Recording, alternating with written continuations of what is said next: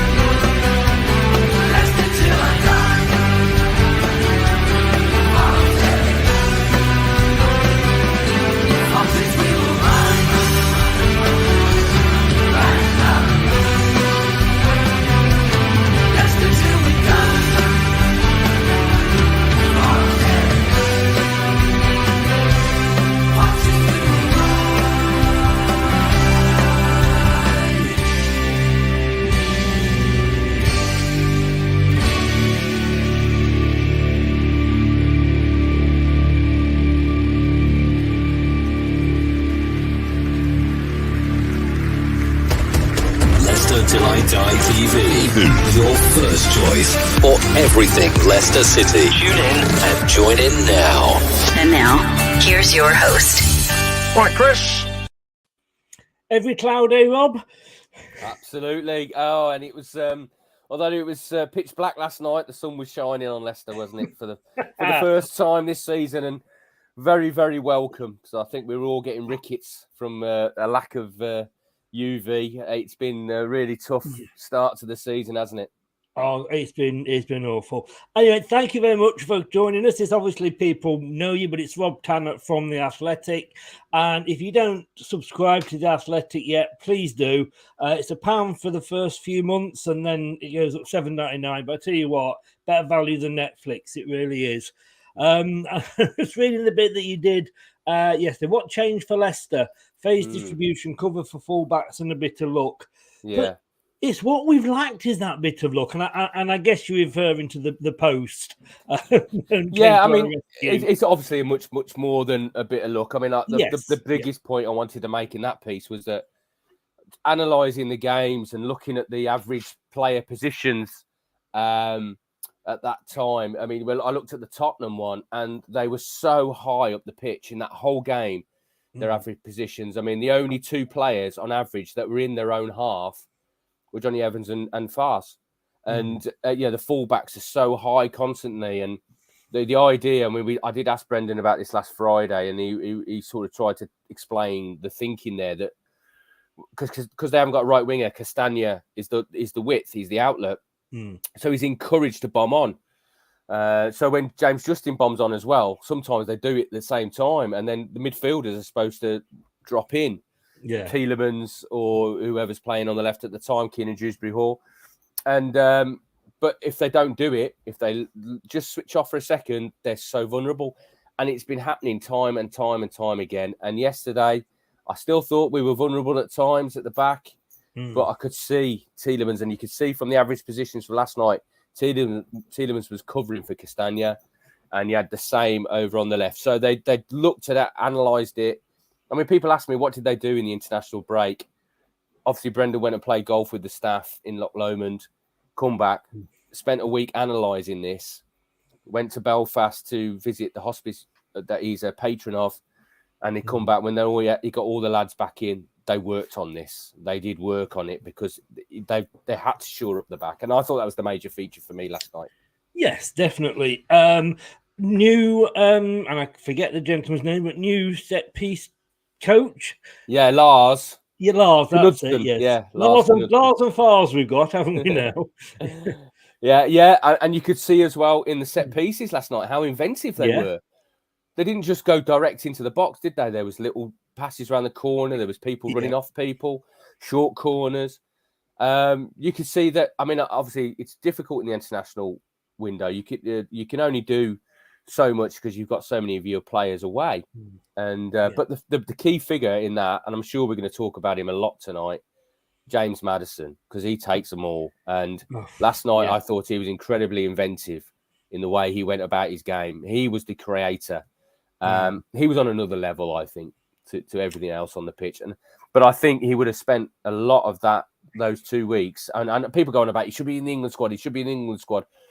Great for Leicester, he wasn't, because he can work on all that stuff with Lars. I actually, I was watching. I couldn't sleep last night, whether it was the adrenaline or not, I don't know. But I was up most of the night. So 7 o'clock this morning, I'm up watching Sky Sports News, the breakfast show, and they're asking you to message in, say, about James Maddison, and I think I sort of said, like, how is this guy? No, so how did I word it? Is there anybody that can't say that this guy should now be in the England squad? I said, well, obviously one person, Southgate. And he read that out. And the guy looked at the guy and he said to me, would you be saying that if he'd gone to Newcastle? And I said, 110% definitely, because I wouldn't be as worried if he got injured then. England fans all over the country will be saying it. Yeah. They will be saying, look, he's in form. I mean, his stats are incredible. I mean, only Harry Kane is the other English player that's had more goal contributions, whether they're scoring or assisting, since the start of last season. Yeah. And he's still not in the England squad. And he's in and all due respect, Leicester have not had the greatest time over that period. It's not like the 2 previous seasons. So you just have to wonder what more he has to do. And I honestly think he has to wait out Gareth Southgate if he's going to get in, because I think the next manager will look at it and go, "This is a no-brainer. He has to be in." I guess some managers just don't fancy certain players for whatever reason. Yeah, it happens. It happens. Yes. I mean, look at Brendan and Sionsu. Exactly. And I'm going to say I could have named a few with Nigel Pearson for a while. Karma, what a name. What a name for this morning. Karma, welcome along. Glad to have you here. So Terry says, commented the night before we even got going here. Hi, Rob. I've started a fan mag for Nottingham Forest fans. It's called The Pathetic. Any tips you can give me to pass on to them? Boom, boom, boom, boom, Terry. David gets in early. Good evening, David.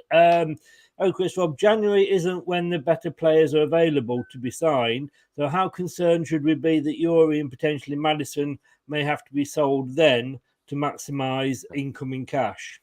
Tielemans possibly, Maddison no.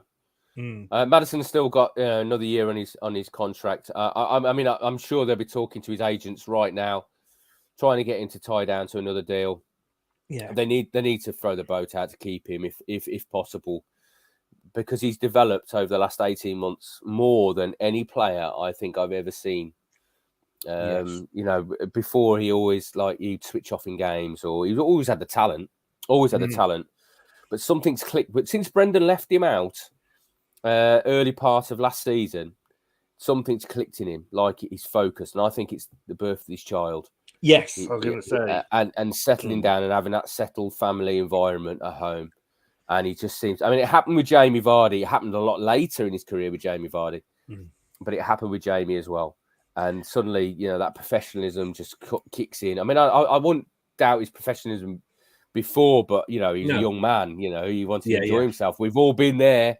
So I wouldn't knock him for that. But I just think that the light bulb, that was the light bulb moment. And he's been totally focused since, and we've seen it. I mean, one of the features last night was the defensive running he was making. I mean, when you watch, you can watch games on TV and you don't spot things, but when you're watching them live and you can see, how far, he's doing 40, 50 meter doggies to get back and cover, and he's putting it in as well. And you think, well, yeah, he's learned, he's taken on board what Brendan Rodgers has said. And he's doing it. It is. And I found something interesting earlier, because I was having one of my usual YouTube journeys. You know, you watch something and it recommends something else. You click on that, and 2 hours later, you're still watching sort of boats ending up in Turkey or something. But I clicked onto a thing about Matt Le Tissier when he was no longer with Sky. But he said one of the things why he never left Southampton, obviously there was a lot of it, family, etc. But he said one of the main things was he liked being a big fish in a small pond. Yeah, possibly. I mean, I don't know what the circumstances were back then, but I'm sure there was a lot of big clubs that wanted Matt Le Tissier. Oh, there was, yeah. I mean, there was Liverpool's, Man United, Spurs coming in for him. But he knew he was going to play every week. Yes. The big draw now in this era is the Champions League. And I think, and I know people talk about Newcastle for James, but if he gave it another year or so, he could be at the top level the way he's progressing. If he continues to progress in the same fashion, he really could be at that really top table level. I mean, I think personally he's already surpassed Mason Mount, and Gareth Southgate says the reason he don't pick him is because there's a lot of other contenders for that position. It's a very competitive region of the team that he's looking at, and he's lower down the pecking order. I'm sorry, I think he's surpassed Mason Mount now. I think he offers much more. With the dead ball and live, floating in the pockets, he can play in multiple positions. I think he's surpassed him. But, that's Gareth Southgate's call. I know it's not Brendan's call because he spoke at length in the press conference last night, waxing lyrical about James. And I think he's... they've got a special bond, those two, I think there's a real connection between them. It's funny, and as if you look up football fans, I've said this often in the dictionary, it says fickle. But it's funny how one game you can suddenly see things in a completely different light, and it's always challenging though when you go for a run like that that they've been on. I mean, because I've not experienced that before. I've not checked all the stats. I mean, I'm sure my old colleague Jordan Blackwell has because he's a stato. But I can't remember a run where it seemed so desperate. But the frustration was there was moments when it wasn't, when it was encouraging. They were creating chances and playing some good attacking football, that high press.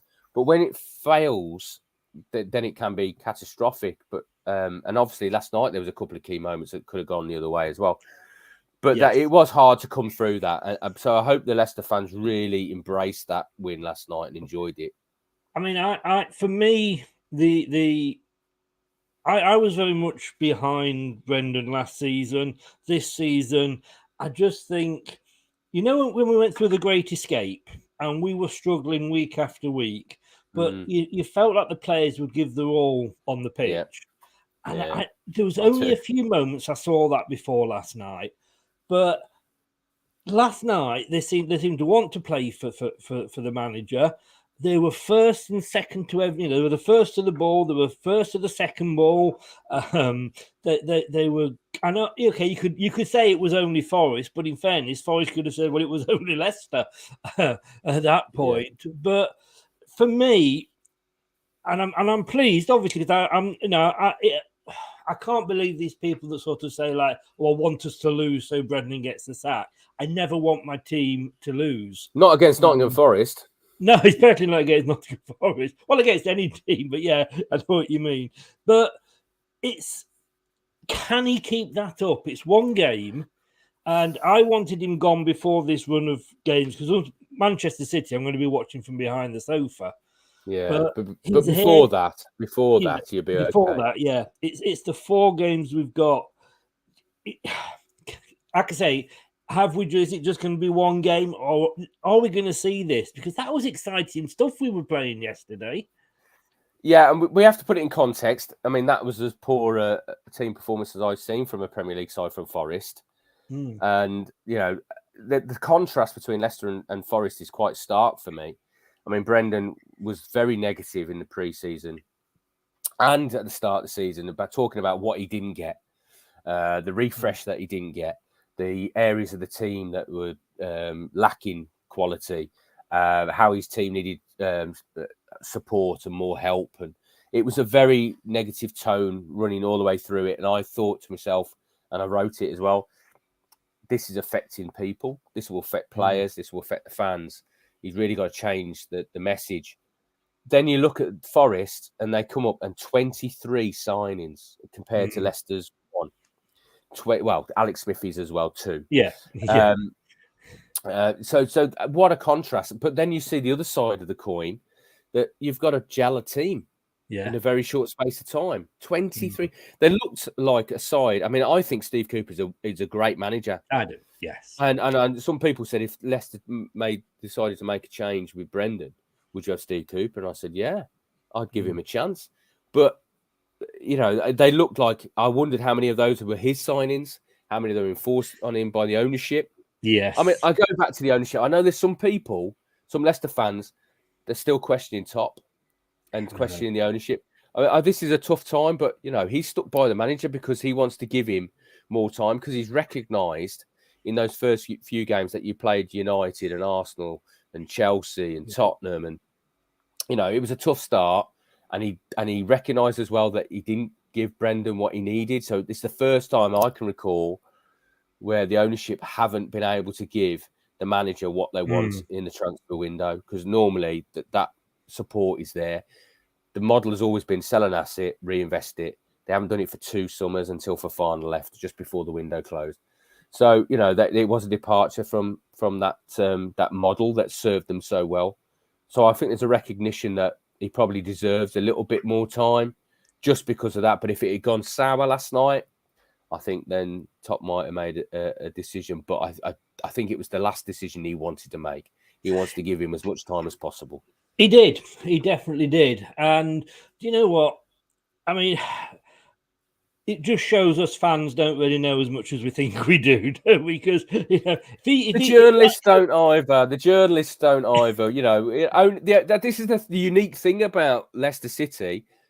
If a decision's ever going to be made, there's only one person that initially is going to make that decision, and then there's only 3 people at the club that will know about it for a while, and that'll be Top, obviously, John and Susan Whelan, John Rudkin. So it's a very closed circle at Leicester City. It's not like other clubs where there's sources everywhere. A lot of things you read in the media, and I'll give you a little bit of insight. A lot of the stuff you might read is coming from our external sources, but none of them have got an inside. None of them have got an inside to those 3. So you always have to take things with a little bit of a pinch of salt and use your common sense when you read things and hear them and think, well, where's that coming from? What's the source on that? Because there's a lot of stuff that's written that I laugh at, to be honest.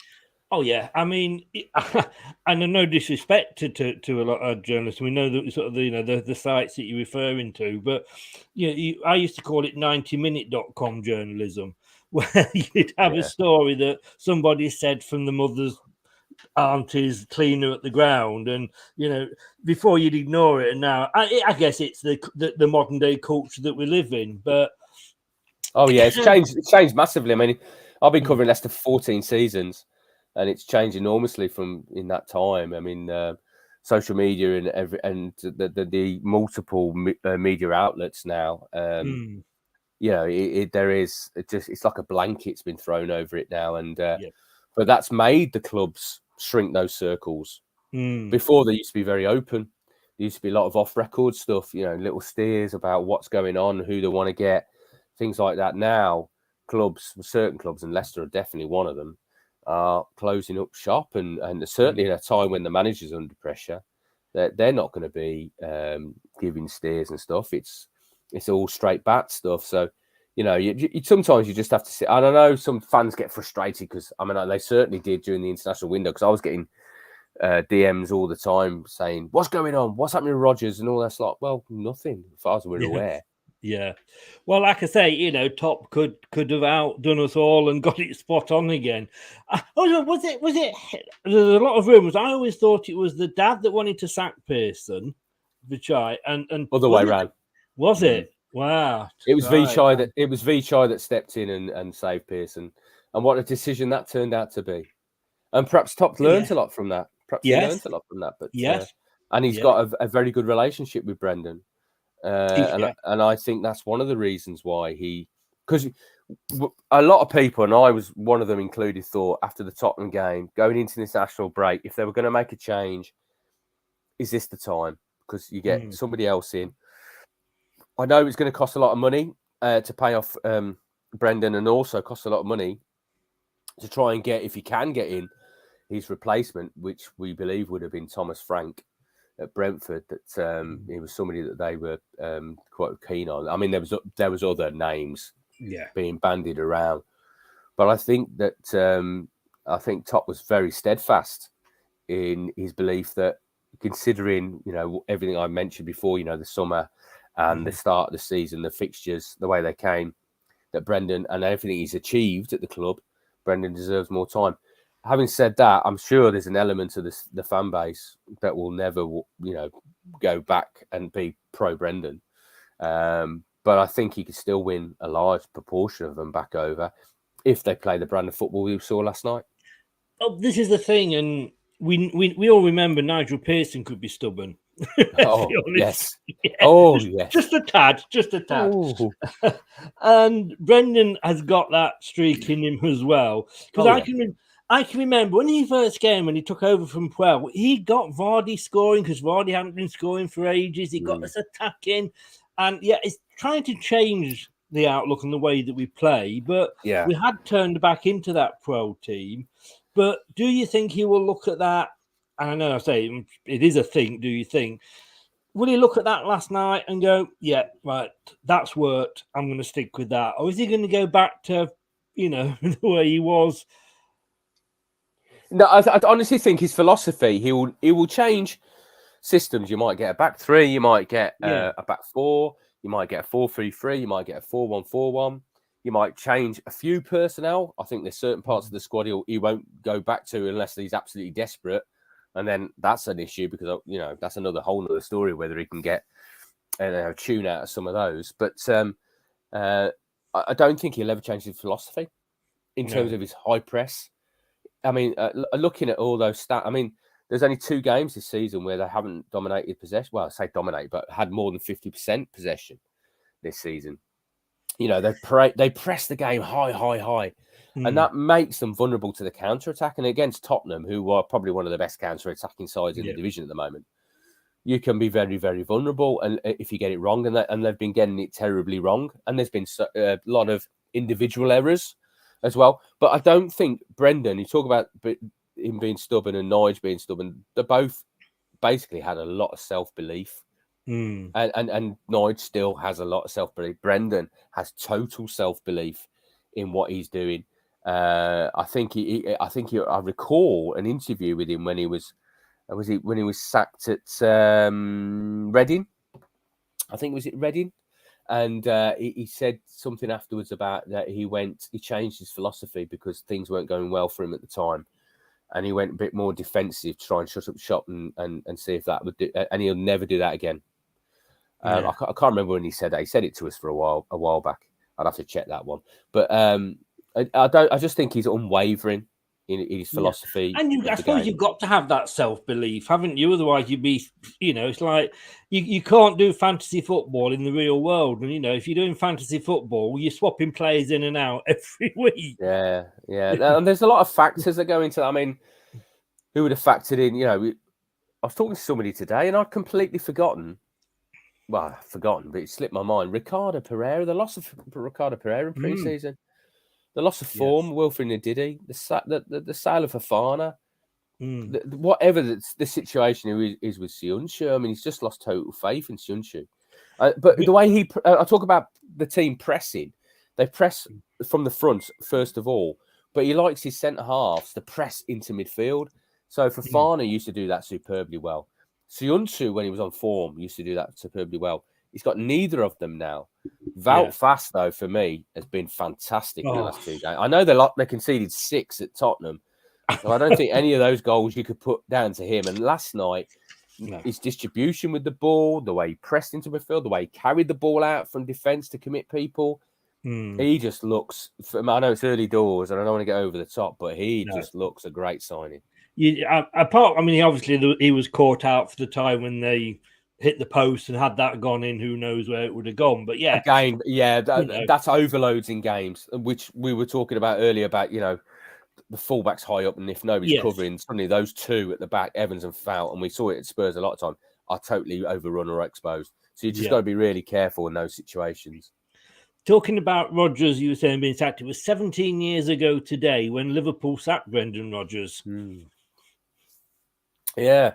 And I must admit, this is uncharted territory for Brendan.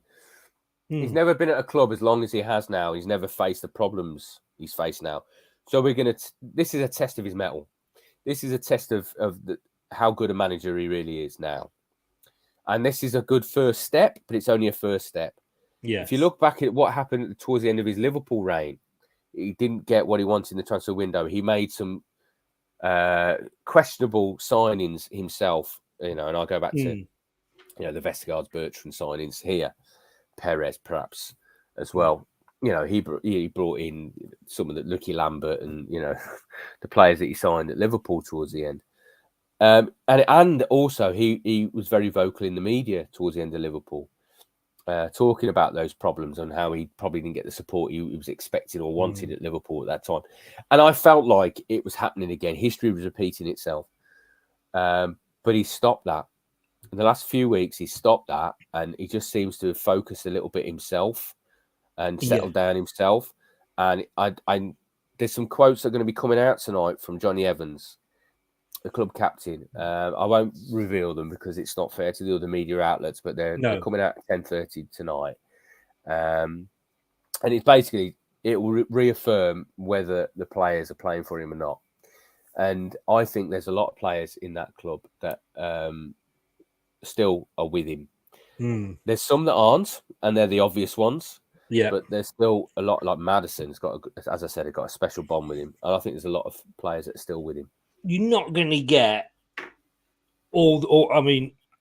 last night I think it showed they were playing for him, and I think, in my opinion anyway, but I think you're never going to get 100%. You're always going to get the odd player that's not being picked and is a bit upset and what have you, and but that's natural. I mean, I've played in teams that, like, Saturday afternoon, Sunday morning teams where it's the same. If you're not in the team, you're not happy. You want to play, don't you? Funnily enough, I'm doing a quiz tomorrow night, and it's Newcastle versus Nottingham Forest.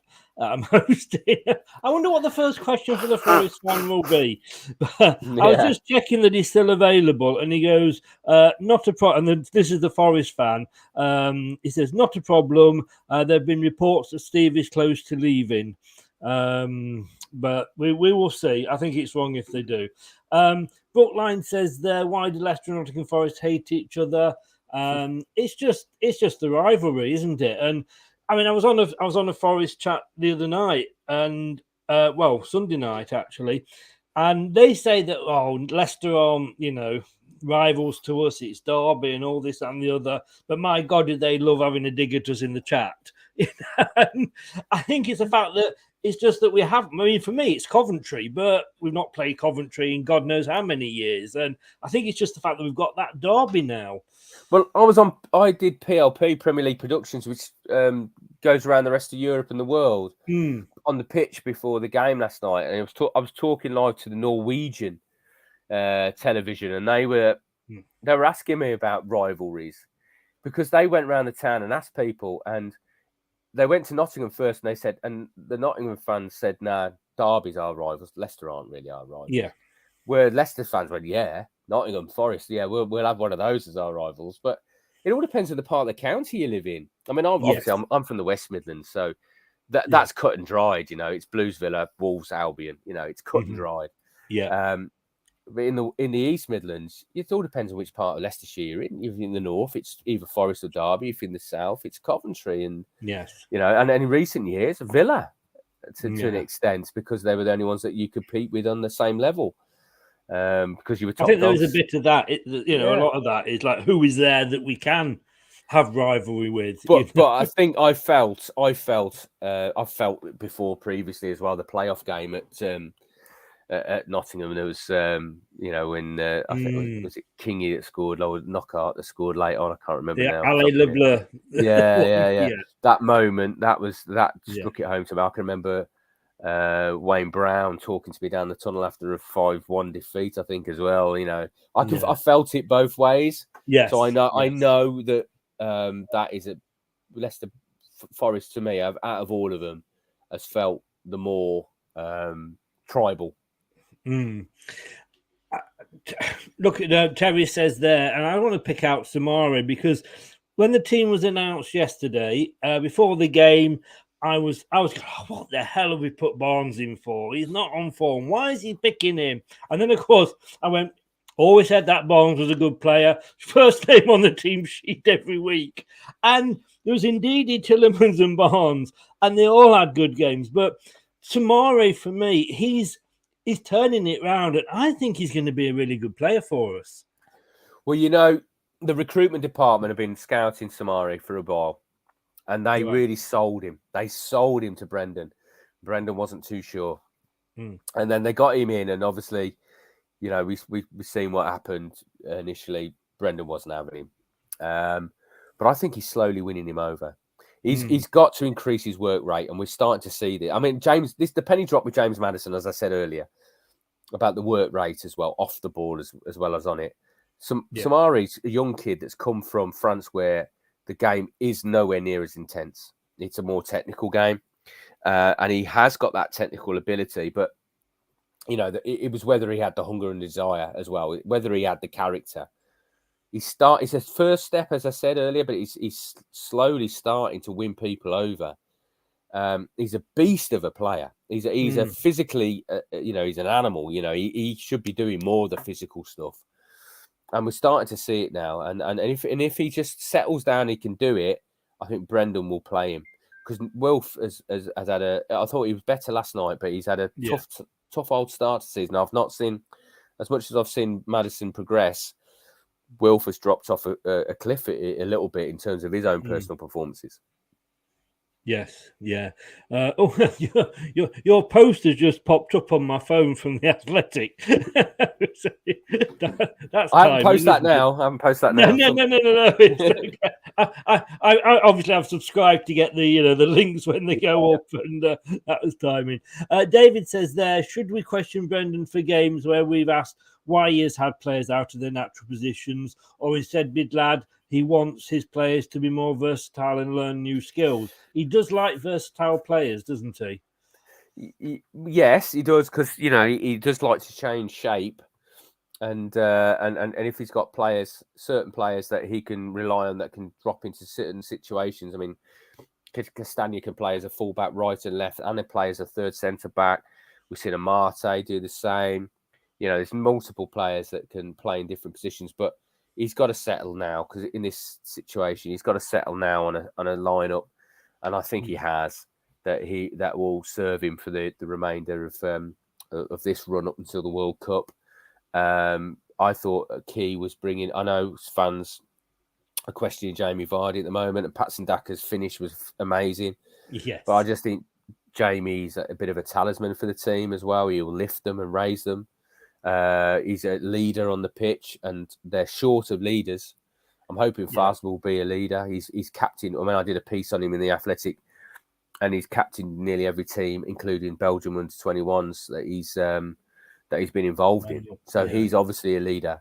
Johnny's obviously a leader. 100 caps for Northern Ireland. There's another leader. We lost Kasper Schmeichel.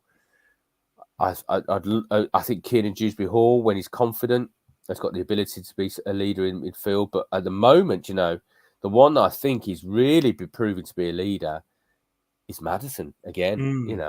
He's pulling people around him. And there was a moment in the first half when Kieran blazed one over the bar, and he just lay on the floor, deflated. And Maddison raced over, grabbed him, patted him on the back, lifted him off the floor, said something to him, as if to say, that get your head up, that was a good effort, or whatever. Yeah.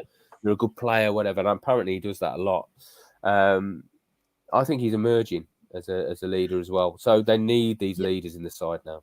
I must admit, I have question whether Maddison could be a future captain. My worry sometimes is, and you don't see it so much in football, but I guess you do in cricket.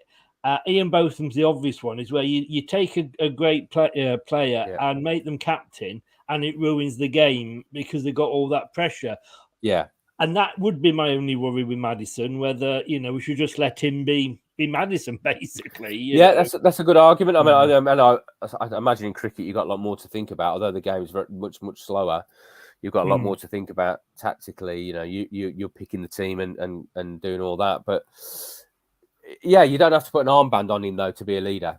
No, he can still pull people around him, and he should be doing that anyway. Naturally doing that anyway. But I think that's what Vards does that as well. Vards is a leader of the side. So I like Patson. I think he's developing. I think he needs more time.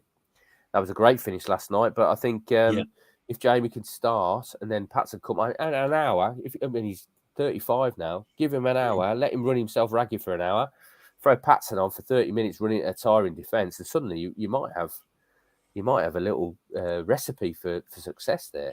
I must admit, I thought the same, but the other way round.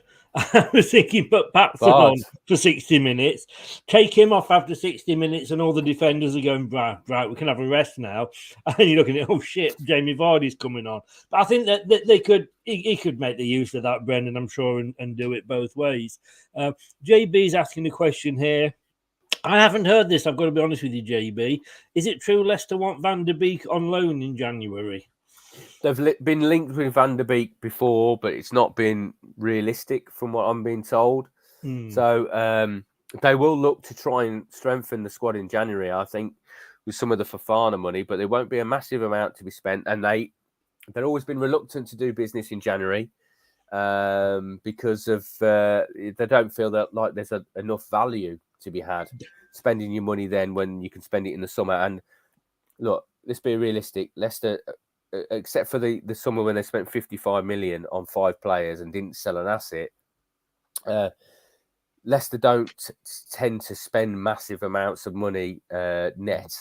It all depends on a sale of an asset. So I can't see them spending a lot of money in January, but if there's a deal that could be done on loan like that, I mean, predominantly we've seen loans in January. They'll look to do them because I think that it's quite clear that Brendan needs a bit of help, support in that January transfer window. Yeah, and I don't think you get the best. I mean, all right, we've got Tielemans on loan, like you say. So I think that is a good one. That's a classic example, isn't it? Tielemans. It is, but like you say, that was a loan rather than because I think if you buy players in January, you buy them because you're not desperate, but you know what I'm saying. And I think clubs know that, So, but like I say, I think Tielemans might be sorted in January because he can talk to clubs from abroad and what have you. David says here, you have to think it's a genuine appreciation that Top has for Brendan, which is basically what you said earlier. And I think, we saw it on the pitch after the FA Cup. And I think it's all, I mean, for me, I do think in a little way, Brendan was hung out to dry at the start of the season. I mean, Top did come out at the Man United game and say, look, this is why we've got no money, FFP, etc., etc. But by then, we'd gone through the whole transfer window. We'd been listening to rumours and what have you. And that was the last day of the transfer window. I think had he said that in the summer and come out, and then we wouldn't have had everybody chasing all our players thinking we were having to do a fire sale. But I think it would have just calmed things down. Because once he said that, a lot of us sort of went, oh, okay, fair enough. Yeah, and I've said it before. I think the hierarchy at the club should speak publicly more often. The only voice is ever Brendan or the previous managers.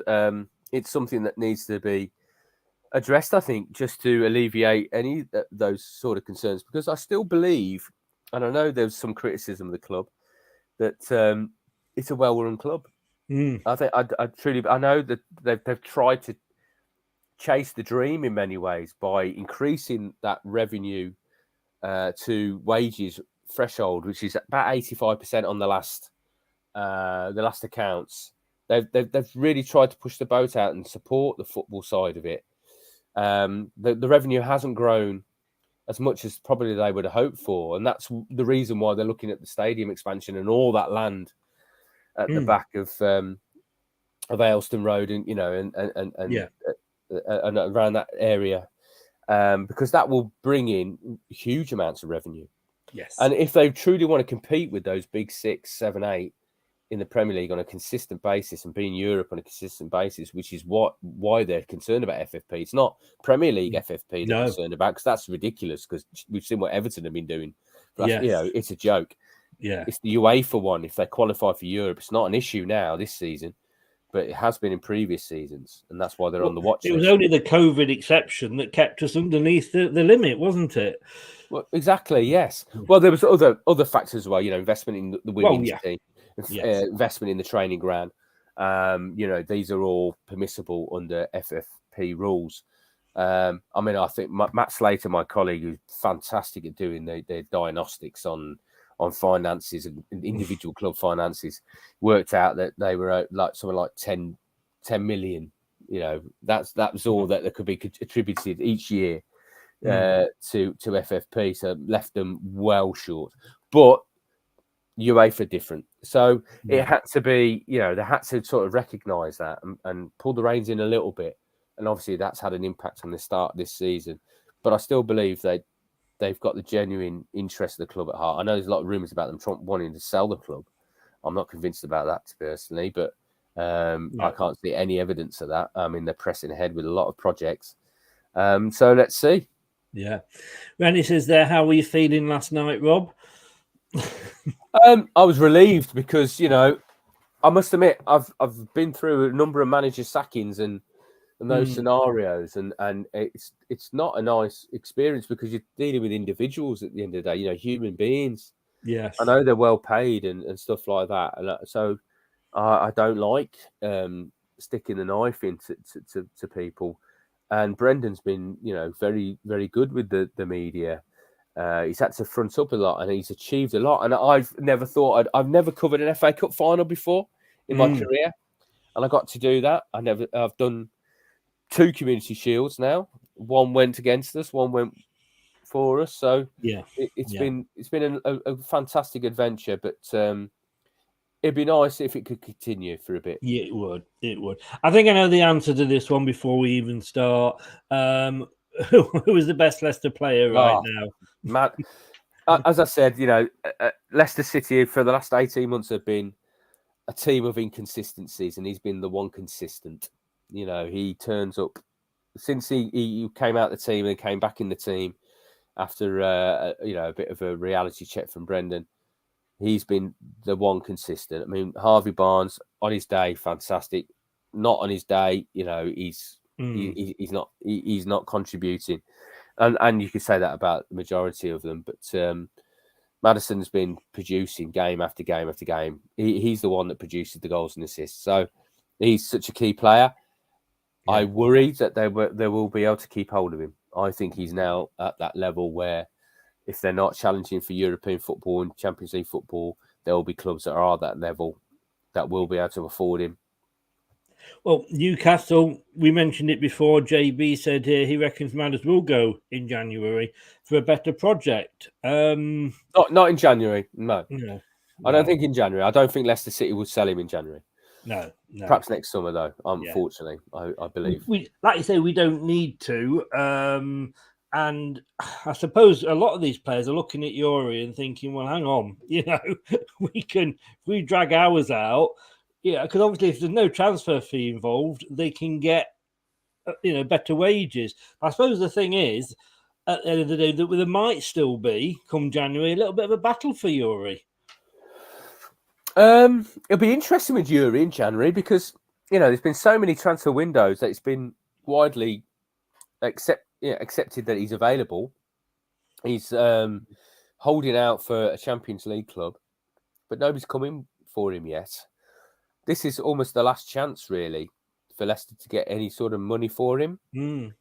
But I don't think they want to weaken the squad. And I have seen, although he's not been at the same levels that he's done previously, I have seen that he's been improving and getting back to his old self. It'd be interesting to see who comes in for him. They still have to pay a little bit of money for him. He can sign a pre-agreement to leave on a free in the summer in January. And that would basically commit him to leaving the club anyway. I think we've known for a while he wants to look at pastures new. I know there was some suggestion they were going to sign him on a 1-year contract, but I don't really see what that would achieve. No. I mean, do you think, like you say, he they've said like, well, Arsenal have come in, rumoured, whether they've actually come in for him, obviously something else, but rumoured to come in for him, but they've not necessarily been the right project because he does want Champions League. Do you think come the end of the season, the season, if we haven't had a Champions League club come in for him, that he would either stay on a little bit longer and try and get one, or would go to somebody in the Europa? Arsenal have been linked with him for a while, and it's always been the suggestion they were going to come in for him, and they never have. Yeah, and that's the reality. Unfortunately, for Yuri, is that as good as he is, and as much as he's loved by Leicester, though that level of club that he might be aspiring to join, I've got reservations, and it might be the vast majority of that might be the fact that he would cost a few quid, not just in terms of a transfer fee, but in his wages. But also, I think that certain players play to a certain level because there might be something lacking in their game, and they've looked at Yuri, and I think some of these top clubs, and think, was that physicality missing from his game? Yeah, I mean, I saw it against Roma. Pellegrini did a number on Yuri in both legs, where they knew that he was the conduit, he was the playmaker, he was the quarterback. So Pellegrini sat on him whenever the ball came into to Yuri and just nullified him. And then as soon as they won the ball back, he was bursting past Yuri, and Yuri couldn't keep up. You've seen that head wobble a number of times, haven't you, when he's trying to chase people back. He lacks a little bit of that physicality that would take him to the next level. And I think that's why those top Champions League clubs that he aspires to play for, and his advisors are probably telling him that he should hold out for. I think Leicester's his level. I think a club like Leicester is his level. Yeah. He's going to play every week. But I'm not his advisor. No. We'd all like to be, wouldn't we? But look, Rob, I appreciate you coming on. I'm looking at the time, and I know that the dogs are going to be going mad in about 2 or 3 minutes. Yeah. The missus is coming in from a keep fit, so they'll go nuts in a minute. This was a lot happier than I thought the conversation we're going to have was. So okay. I'm relieved about that. He's here to the World Cup at least now, surely, isn't he? Last one. Yeah, I think so. I mean, it all depends what happens at Bournemouth. That's not been a very happy hunting ground for Leicester in the past. But we'll fingers crossed, because we've got a run of games after that they really could develop some momentum over the next few games. Fingers crossed they can. Rob, as always, I really do appreciate this. Thank you so much. And if you haven't yet, subscribe to The Athletic and check out Rob's writings, because it makes more sense than me. But then again, that's not hard. Rob, thanks very much, mate. Take care. Anytime. Cheers, mate. Bye-bye. Bye-bye. Bye-bye. Thanks to Rob for coming on there. It just took a lot more sense than me. Who doesn't? Brookline just coming on at the end there, feeling better about set pieces and set piece coach. You know what? I mean, I think there was that picture of him at the Tottenham game, and he didn't look too happy. In a kind of way, I think that sort of said, I mean, let's say we'd somehow managed to get a draw or even a win against Tottenham, he'd have sat there and gone, oh, what am I doing here? They're all right. So I think in a way, it kind of said, yeah, this is why we need you. And as Rob said, it was, you saw things last night. My concern is, can we keep this up? If we go and lose to Bournemouth 5-2, 4-2, then last night would mean diddly squat in the big scheme of things. It's interesting how football changes so quickly. Cooper is now the one under pressure, not necessarily because of how they're playing. It's because the owner, he bought a manager in Olympiacos, his Greek club, in the summer. It was the ex-Huddersfield boss, and sacked him about a month ago. So, yeah, it's a funny old game. And who would have thought all these managers in the top 2 tiers and 3-4 tiers would have been sacked and Rodgers would still be here? But as you know, I have been very vocal now this season. Last season, I was vocal in that Brendan should be given the chance. Because of the run we went on, I was no, he's got to go. He's got to go. I felt that, and I wanted him to go before that game. 2 weeks we had to find somebody, get somebody in, and then get this easier, shall we say, not easy, but easier run of games out of the system and get some points. If we can produce what we produced last night, I've got to say, Rodgers can do it. And why not? You know, he's proved he can do it. He's just had to get us back. So, like I say, winning last night, as good as it was, and revenge was a lovely dish served very cold to Nottingham Forest. And it was a league game, etc., etc., etc. It was at home. And it wasn't just the fact that we won. You've got to put that in with the manner that we won. But we've got to go on, and he can't just now go back to think, oh, this is how we need to do it. As somebody was saying there, you know, was he attached to an electric shock machine when we scored a goal because he actually reacted?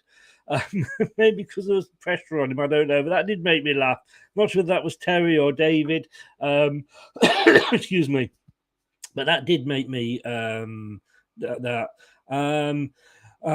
a problem, Rennie. I'm ending it now anyway. We're going to be back at 9 for the prediction show. So maybe I should predict Leicester to do a draw again, because that's what I did last time.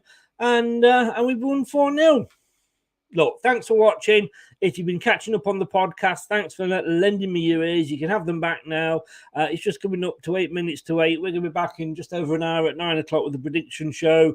Hopefully with Steve Linux if he's not working. I will see you then. Thanks very much. If you are new, please sub to the channel. It will be much appreciated. And if you're not new, please press that the like button and smash the likes. As always, like I say, thanks so much to Rob Tanner. It's always a pleasure having him on, and we will see you in just over an hour. Good night. Thanks very much. That's all, folks. Thanks for watching Leicester Till I Die. This is Chris saying goodbye, and see you next time. This week's episode has come to an end, but the fun doesn't have to stop here. If you have any questions, suggestions, or feedback, head over right now to Twitter and Facebook and like, share, and get involved. Join us next time.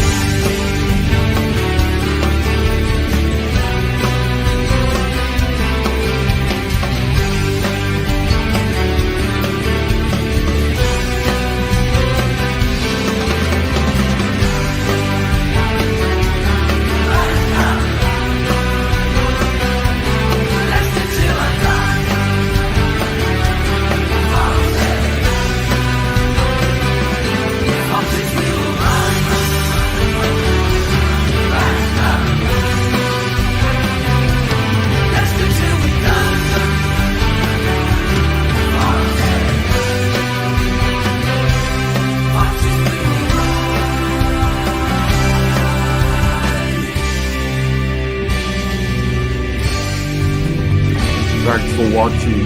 These videos are tremendous. You better like them too, or I'll be back. Leicester Till I Die TV. They think it's